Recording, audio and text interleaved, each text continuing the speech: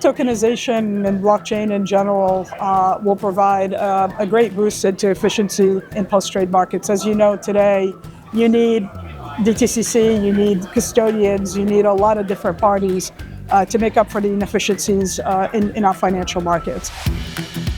How do you see tokenization improving post-trade efficiency? Being able to have smart tokens, the ability of tokenizing either an instrument or an entire investment process, think derivatives, think collateral management, the ability of encapsulating data in a token or the technology into the token. And I grew up in a world where we would have our equities on one system and our fixed income on another.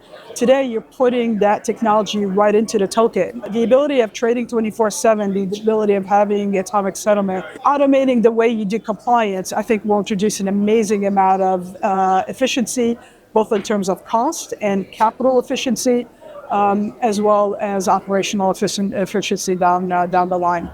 What are the most promising asset classes for tokenization? What we're seeing right now is a lot of interest in money market tokenization. Obviously, privates is another area where there's traction.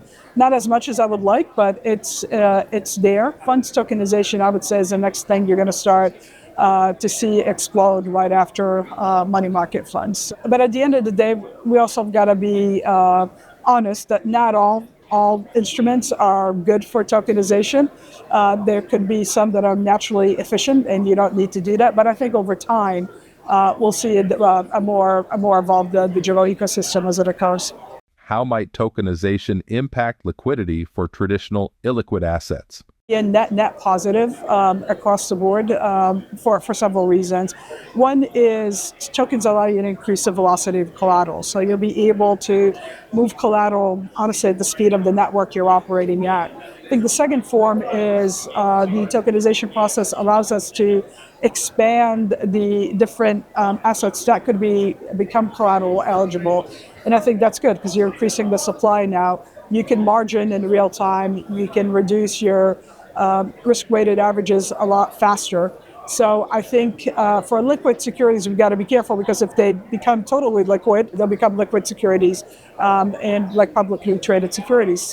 But I think creating peer-to-peer markets where you and I can exchange an issue that we're more interested in, that's going to be faster and better and cheaper than it's ever been. So and tokens allows us to do that.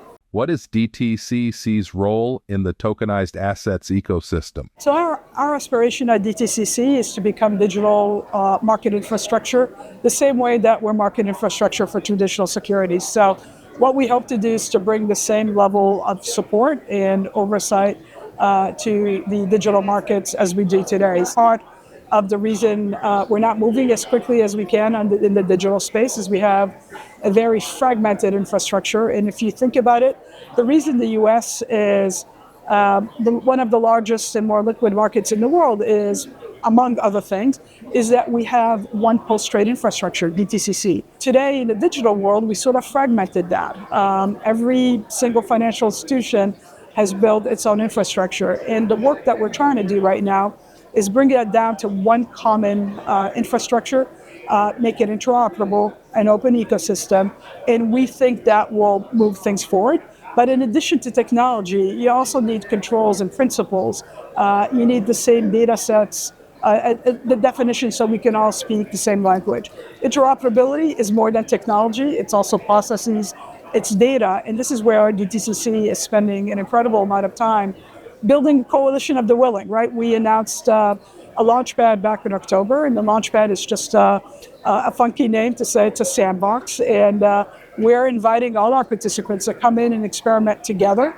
We know the technology works, so we don't need to go out and prove that. What we need to do is can we do these large scale, and I mean massive scale experiments, so we can start to move things into production. And that's where I think DTCC, who's, as you know, participant owned and governed, could provide that launchpad for the industry. How do you become that single point in a digital world? I think we do that because we're in a different position than everybody else, right? So look at these past 10 years. You've had pretty much every financial institution build its own infrastructure. And if you're financial institution A and I'm B, you're not going to trust me with your assets. You're not going to trust me with access to your clients.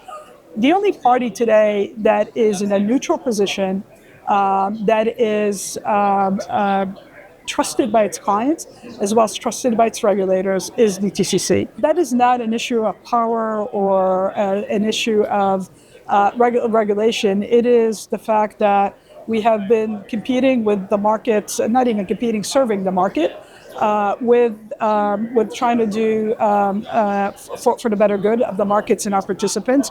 I think we're doing that through innovation. I mean, the ability of DTCC to lead the market to T+1 conversion, that's been, all things being equal, pretty flawless, is no small feat.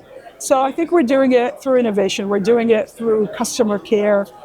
We're doing it with a common good in mind, and I think that's what we're going to take with us as we move through the digital age. What technological infrastructure is needed to support large-scale tokenization? There's the tokenization engines themselves, and there's plenty of those on the marketplace, pretty good ones. We've got ours, and there's others out there. The bigger issue that we need to come together as an industry to solve is the scalability and the security of the blockchains that we're working on, right? So today, blockchains are fairly constrained. We need the ability to think through tomorrow. How do you process 1 million, 2 million, 3 million transactions a second on that? What happens if there's a quantum attack on the chains? Today, chains are down a lot. If DTCC was down that much, we would all be out of business, right? So there's scalability, there's efficiencies, and there's security that we as an industry need to also band together. And here, DTCC is also taking a leadership role in trying to get fintech, big tech, financial institutions together. And let's figure this out. What happens if the blockchain forks, right? Like, there's a lot of what ifs that we know how to deal with them in small batches. We don't know how to deal with that at a scale that you don't want the U.S. financial markets to be crippled if a chain is down or there's an attack here or there. So our roles of bringing, expanding a hug, bring everybody together, and hopefully working together for the common good, and we feel pretty good about that.